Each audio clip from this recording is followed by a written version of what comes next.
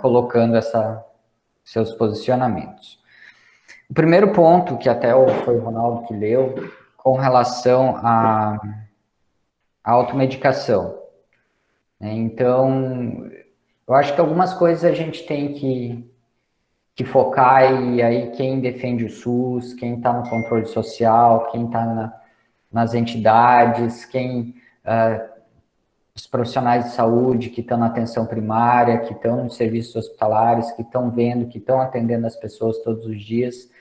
Eu acho que a gente tem que desconstruir algumas coisas e também tem que reforçar algumas outras coisas que são importantes.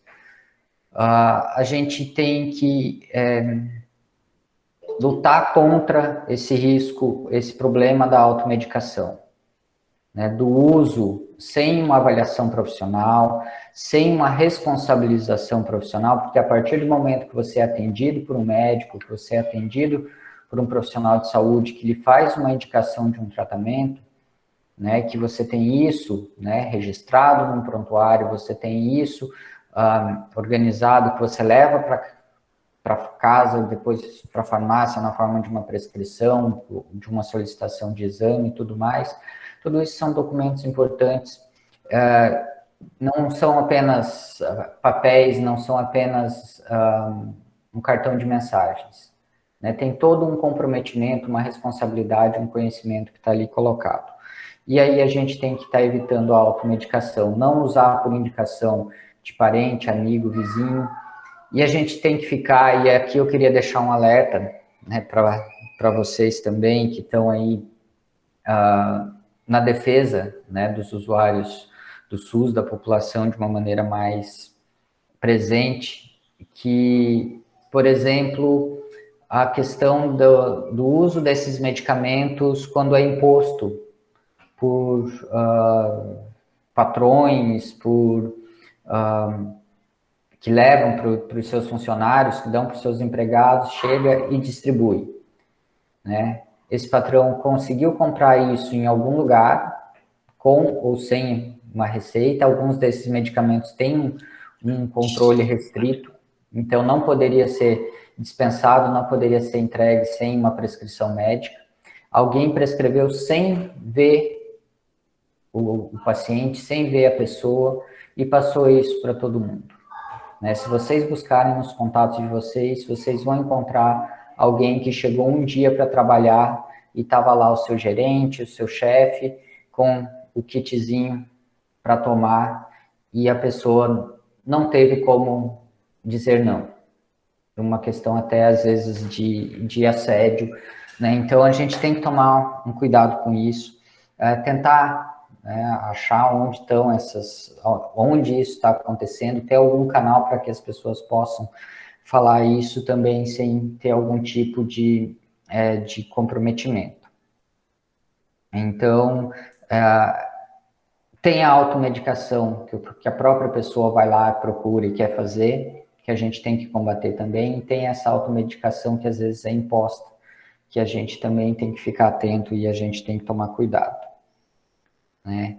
E aí, já emendando, né, um pouco no que a Viviane trouxe, eu queria também trazer no sentido de que aonde a gente tem que investir, né? Eu acho que não vale a pena, às vezes, fizemos uma tentativa, né, de usar esses medicamentos, havia uma expectativa, já foi descartado, não há mais, e aí a gente tem que trabalhar hoje na prevenção, né, reforçando toda vez, sempre, né, os cuidados para não se contaminar, e também cuidar de uma maneira, garantir o atendimento, gastar os nossos recursos, as nossas energias, os nossos profissionais, os nossos serviços, para quem também passou pelo Covid, para quem teve alta, para ter essas investigações, né?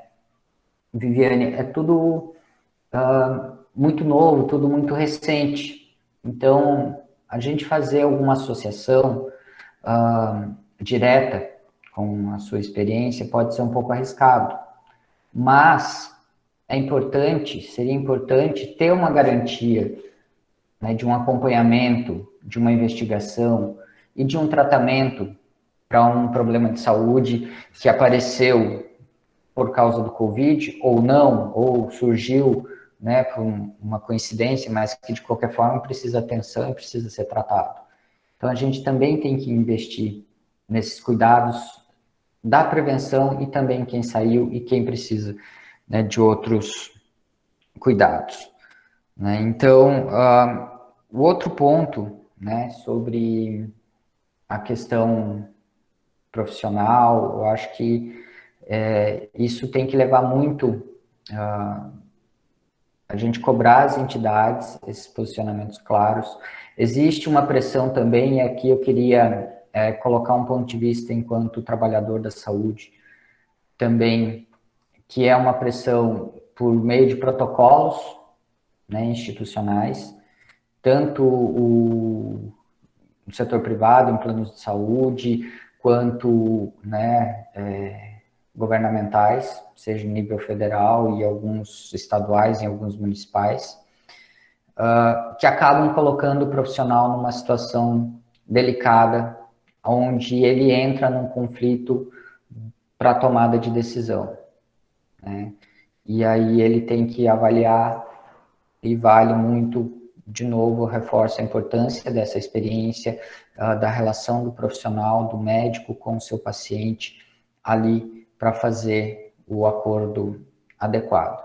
Né? E às vezes o profissional também ele fica numa encruzilhada ali com a pressão institucional e também o seu dilema ético e a sua responsabilidade. É um ponto muito delicado para a gente discutir e muito difícil, e a gente tem que tomar muito cuidado no julgamento de algumas atitudes. Mas a gente tem que reforçar e fortalecer cada vez mais para que as decisões a serem tomadas sejam respaldadas, né, em segurança, em eficácia, na defesa do usuário, na pessoa que vai fazer o uso daquele tratamento que está sendo atendida.